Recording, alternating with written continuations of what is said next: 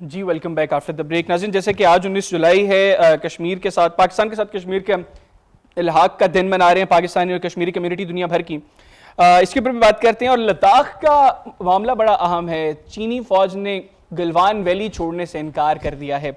ये एक बड़ा अहम फैसला है, जिसके बाद भारतीय फौज जो पहले ही बुरी तरह शिकस्त खोर हो चुकी थी लद्दाख के अंदर, उसकी परेशानियों में मजीद इजाफा हो गया है। इसके ऊपर बात करते हैं। बात करने के लिए हमारे साथ टेलीफोन लाइन पर मौजूद है रिफत वानी साहबा, समाजी रहनुमा हैं, जम्मू कश्मीर से इनका, इंडियन ऑक्यूपाइड कश्मीर से इनका ताल्लुक है। रिफत वानी साहब, thank you very much for your time. सबसे पहले तो आज के दिन के हवाले से, आज बड़ा अहम दिन है कश्मीरियों के हवाले से, आप इस दिन के हवाले से क्या पैगाम देंगे? जी बहुत बहुत शुक्रिया आपका प्रोग्राम में शामिल करने के लिए।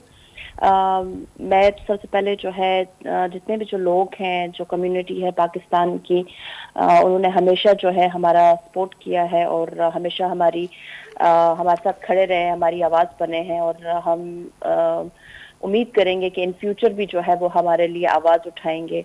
और गवर्नमेंट लेवल पे मैं यही मैसेज देना चाहूँगी कि जो पाकिस्तान की जो फॉरेन पॉलिसी है और स्पेशली जो अभी करंट गवर्नमेंट है, वो बिल्कुल भी हमारी समझ में से बाहर है। जबकि कश्मीर की एक बहुत बड़ी जो है ना तादाद जो है, स्पेशली जो पाकिस्तान एडमिनिस्ट्रेड कश्मीर है, उसकी एक बहुत बड़ी तादाद जो है वो यूके में मुकीम है। और कल जो रिपोर्ट आई है वो बहुत ही शॉकिंग है, जो ह्यूमन राइट्स वायलेशन पे रिपोर्ट आई है। उसमें 30 ममालिक का जिक्र है और उसमें Pakistan, China, Saudi Arabia, Iran, Sri Lanka, यानी बहुत सारे 30 ममालिक शामिल हैं। और लेकिन उसमें हिंदुस्तान का कहीं नाम नहीं है। ये मेरे लिए बहुत ही एक जहां सबसे ज्यादा ह्यूमन राइट्स की वायलेशन हो रही है उसका नाम एग्जैक्टली जहाँ पे इतना ज्यादा ह्यूमन राइट्स वायलेशन हो रहा है, हमारी जो डेमोग्राफी है वहाँ पे उसको चेंज किया जा रहा है। वहाँ पे अभी इतने पिछले कुछ दिनों से आप देखें कितनी वो कल की बात है कि तकरीबन 100 से ज्यादा बसेस जो हैं वो वहाँ पे आई हैं इंडियंस को लेके। फिर आप एयरपोर्ट जो बेसिकली नॉन कश्मीरीज हैं और उनको कश्मीर में सेटल करने के लिए गवर्नमेंट लेकर आ रही है, इंडियन गवर्नमेंट। जी इंडियंस हैं, वो सारे, वो सब इंडियंस हैं और उनको लेकर आ रही है। बल्कि आज मैं देख रही थी कुछ लोगों ने जो फ्लाइट्स के जरिए कश्मीर आ रहे थे कहीं ना कहीं से, तो उन लोगों ने भी जिक्र किया है कि तमाम फ्लाइट्स में जो है 80% से ज्यादा जो लोग हैं वो इंडियंस हैं और वो जो है वो कश्मीर में लाए जा रहे हैं। और सबसे शॉकिंग चीज यह है कि कश्मीर के अंदर अभी बहुत ही स्ट्रिक्ट लॉकडाउन है कोरोना वायरस की वजह से, क्योंकि वहाँ पे केसेस की तादाद जो है वो बहुत ज्यादा है। वहाँ पे सुप्रीम कोर्ट ऑफ इंडिया ने जो है वो परमिशन दी है कि यात्रीज को भी नहीं रोका जाएगा, यात्रा को नहीं रोका जाएगा। यात्रीज भी आ रहे हैं, लेकिन सिर्फ कोरोना वायरस लॉकडाउन जो है वो सिर्फ कश्मीरियों के लिए है। लॉकडाउन सिर्फ कश्मीरियों के लिए, वो अपने घरों से बाहर नहीं निकल सकते। लेकिन वहां से इंडियंस जो हैं उनको गाड़ियों में, फ्लाइट्स में, ट्रेन में भर भर के लाया जा रहा है। उनकी कोई स्क्रीनिंग नहीं हो रही, कोई टेस्ट नहीं हो रहा और पूरी जो दुनिया है वो खामोशी से बैठ रही है। और उस पे सबसे शॉकिंग चीज ये कल की रिपोर्ट थी मेरे लिए, जिसमें हिंदुस्तान का नाम ही शामिल नहीं है। जी, कल की रिपोर्ट का तो आपने जिक्र किया, उसमें हिंदुस्तान का नाम शामिल नहीं है। लेकिन वैसे पूरी दुनिया जानती है कि इस वक्त भारत में ह्यूमन राइट्स की सबसे ज्यादा वायलेशंस भारत के अंदर हो रही हैं। वो भारत के जो ब्राह्मण हिंदूज हैं, वो हो या भारतीय गवर्नमेंट हो, इंडियन आर्मी हो, आरएसएस हो, ये तमाम लोग उसका हिस्सा हैं जो लोग ये कर रहे हैं। लेकिन लद्दाख के अंदर भारतीय फौज बुरी तरह पिट रही है। और अब चीन का जो हालिया फैसला है, जिसके बाद चीन ने कहा है कि वो गलवान वैली वो खाली नहीं करेंगे, वो वहां से पीछे नहीं हटेंगे। तो आप चूंकि इसको बड़ा कीनली ऑब्जर्व कर रही हैं इस इशू को, कितनी टेंशन है इस वक्त भारत के अंदर? क्योंकि हमने देखा कि 60 दिन के बाद नरेंद्र मोदी ने विजिट किया वहां पर, वो मुन्ना भाई के तर्ज के ऊपर जो वहां पर हॉस्पिटल बनाया गया उसको विजिट किया, जहां पे जख्मी कोई नहीं था, तमाम लोग चौंकड़ी मारकर बैठे हुए थे। फिर राजनाथ सिंह बगैर गोलियों की बंदूकें उठा रहे हैं और वो मैसेजेस देने की कोशिश कर रहे हैं कि हम तो बड़े बहादुर हैं, लेकिन उनकी बहादुरी तो बुरी तरह एक्सपोज हो चुकी है लद्दाख में। जी बिल्कुल आप सही कह रहे हैं। देखिए सबसे पहले तो जो इंडिया है ये तो बहुत ही एक्सपोज हो चुका है, जो इनकी पॉलिसी रही है। आप अगर देखें कि मिस्टर मोदी का क्लेम था, जो बीजेपी गवर्नमेंट थी, भाजपा गवर्नमेंट का इनका क्लेम था कि हम जो है पाकिस्तान को आइसोलेट करेंगे। लेकिन अगर अभी आप ऑन द होल देखें, पूरे रीजन में आइसोलेट कौन हो रहा है, वो इंडिया हो रहा है। फिर आप देखें कि जो लद्दाख है कि चाइना को इस स्टेज पर पहुंचाने में हाथ किसका है। सबसे पहले तो ये सवाल जो है पूरे हिंदुस्तान की आवाम को समझना होगा और फिर वो उनको ये बात अच्छे से समझ आएगी कि हमें मिस्टर मोदी जो है वो बेवकूफ कैसे बना रहे हैं। ये जो एरिया है पूरा, इस पर चाइना ने क्लेम क्यों किया? एक तो सबसे पहले तो इसका बॉर्डर जो है वो कभी भी जो है वो वो तकसीम नहीं हुआ। इनके इसके ऊपर हमेशा से ये एक कॉन्फ्लिक्ट वो रहा है बिटवीन इंडिया एंड चाइना।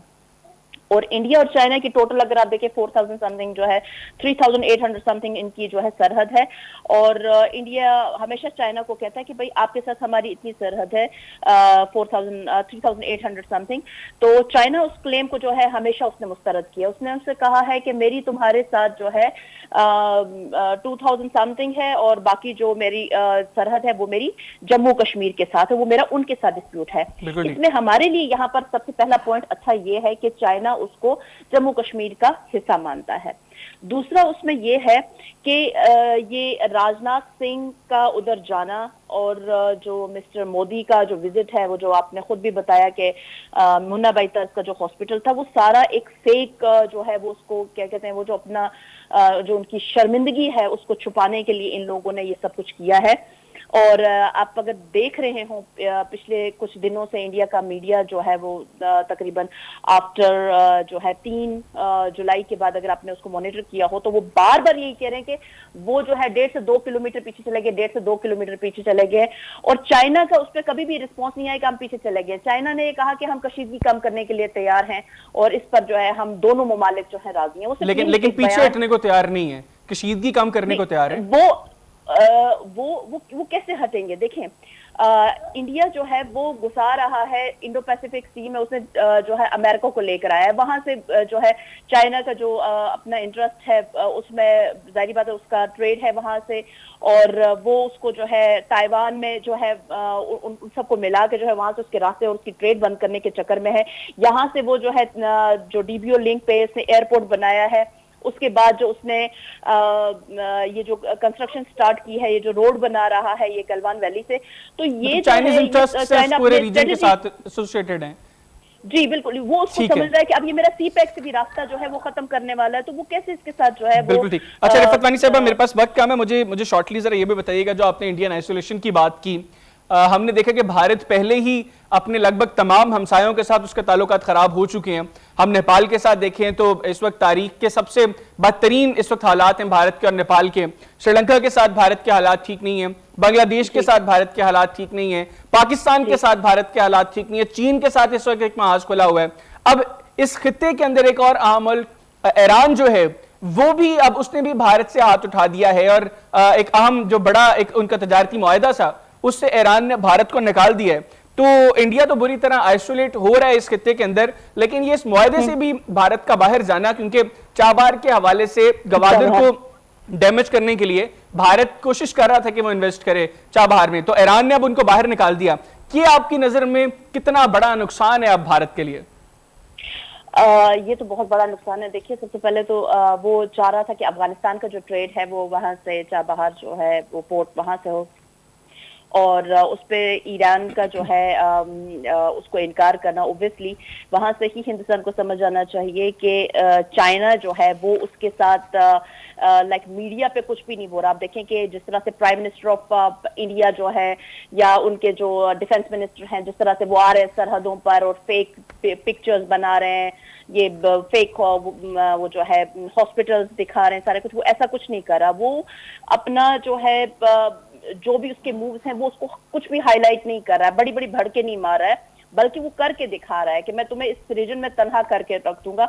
और उसने वही किया है चाइना ने। और ये जो है चाइना को बहुत अच्छी तरीके से पता है कि वो कहां कहां से मेरा जो one belt one road initiative है इसको हिट कर सकता है, तो वो उसको सिक्योर कर रहा है। वो चाइना ने अभी तक तो इंडिया के साथ कुछ किया ही नहीं है, वो चाइना अभी तक जो है अपने जो स्ट्रेटेजिक पॉइंट्स हैं वो उसको सिक्योर कर रहा है। मतलब कि भारत की असल परेशानी अभी मुस्तकबिल में आने वाली है, मुस्तकबिल में आने वाले। ये तो अभी बहुत ही मामूली बात है कि वो तो अभी फिंगर 4 पे जो है वो बैठा हुआ है। और वो अभी इन्होंने डीबीओ लिंक पे, अगर आपको पता हो, दुलत बेग ओल्डी पे जो उन्होंने एयरपोर्ट बनाया है वो दुनिया का सबसे हाईएस्ट एयरपोर्ट है। और इसका एयरपोर्ट का बनाने का मकसद क्या था? यही था कि वो जो है उसको सीपैक को हिट करेगा। तो अब जो फिंगर 4 है और उसके ऊपर जो है उसने अपनी परमानेंट जो अपने अपनी कंस्ट्रक्शन जो है वो की है, बिल्कुल वो तो वहां से उसको खत्म ही नहीं करेगा, बल्कि वो तो आगे आ रहा है। और अब इनका जो डीबीओ लिंक पे जो एयरपोर्ट बनाया है वो अनफंक्शनल हो गया है, वो अब इसको फंक्शनल कर ही नहीं सकता इंडिया। बिल्कुल ठीक, मतलब कि अभी बेसिकली भारत की परेशानियों का आगाज हुआ है। रिफत वानी साहब, थैंक यू वेरी मच, आपने अपना कीमती वक्त मुझे दिया। नाज़रीन, पिछले प्रोग्राम के अंदर हमने एक वादा किया था कि जो मशहूर भारतीय बहादुर फौजी हैं, रिटायर्ड भारतीय फौजी हैं मेजर गौरव आर्या, जिनकी एक्सपर्टीज बुरी तरह फेल हो गई, वो जो अपनी फौज को मशवरे देते हैं कि आप चीन के साथ लद्दाख के महाज पर ऐसे लड़ें, आप कश्मीर में ऐसे लड़ें, वहां पर कश्मीर में निहत्ते कश्मीरी, वो 10 लाख की फौज का इस तरह मुकाबला कर रहे हैं कि पूरी दुनिया देख रही है कि किस तरह भारतीय फौज वहां पर नाकाम है। फिर बात करें लद्दाख की, तो वहां पर कोई गोली चलाने की नौबत नहीं आई, वहां पर लातों से, घूसों से, गालियों से, थप्पड़ खा के भारतीय फौज पीछे हट गई। तो मेजर गौरव आर्या के लिए हमने वादा किया था कि हम चूड़ियों का तोहफा लेकर आएंगे, तो आज ये हम चूड़ियां लेकर आए हैं मेजर गौरव आर्या के लिए। और हम ये चाहेंगे कि मेजर गौरव आर्या की चूंकि ये एक्सपर्टीज काम नहीं आई, उनकी फौजी एक्सपर्टीज बुरी तरह फेल हो चुकी हैं, तो अब वो उन एक्सपर्टीज से बाज आए जो उनकी असल एक्सपर्टीज हैं, उनके ऊपर आ जाए, ये चूड़ियां पहने, भारत की सड़कों पर नाचें और अपनी फौज के लिए और अपने लिए रोजगार की तलाश करें। आज के प्रोग्राम से इतने, अगले प्रोग्राम तक के लिए हैदर याद खान और एक्सपोज इंडिया की टीम को इजाजत दीजिए। अल्लाह हाफिज। पाक फौज जिंदाबाद, पाकिस्तान पाइंदाबाद और कश्मीर बनेगा पाकिस्तान।